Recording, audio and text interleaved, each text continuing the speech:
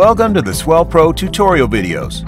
In this video, we will show you how to calibrate the compass for the SplashDrone 4. Proceed compass calibration for the following situations. 1. The drone is brand new.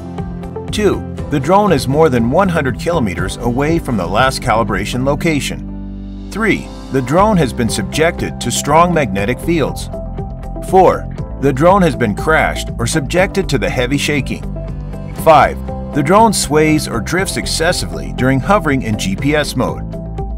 6. The remote controller screen prompts, warning compass error, calibrate compass.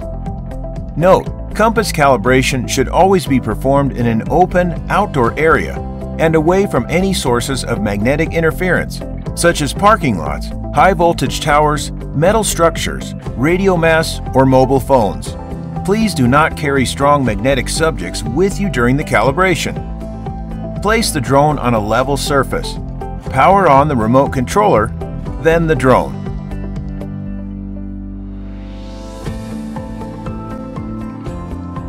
Wait for the aircraft to connect to the remote controller. After the connection finishes, rapidly move the flight mode switch back and forth until the aircraft's rear status indicators flash green or the remote controller screen prompts compass calibration. Rotate the aircraft horizontally. The drone will now perform compass calibration.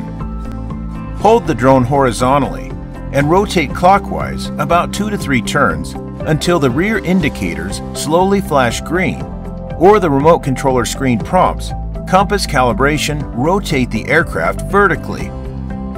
Hold the drone nose down and rotate clockwise about 2 to 3 turns until the remote controller screen prompts, warning aircraft initializing, please wait. Now place the drone on a level surface for 30 seconds. When the prompt disappears, power off and restart the drone.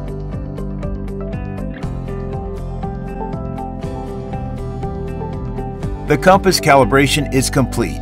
Thanks for watching.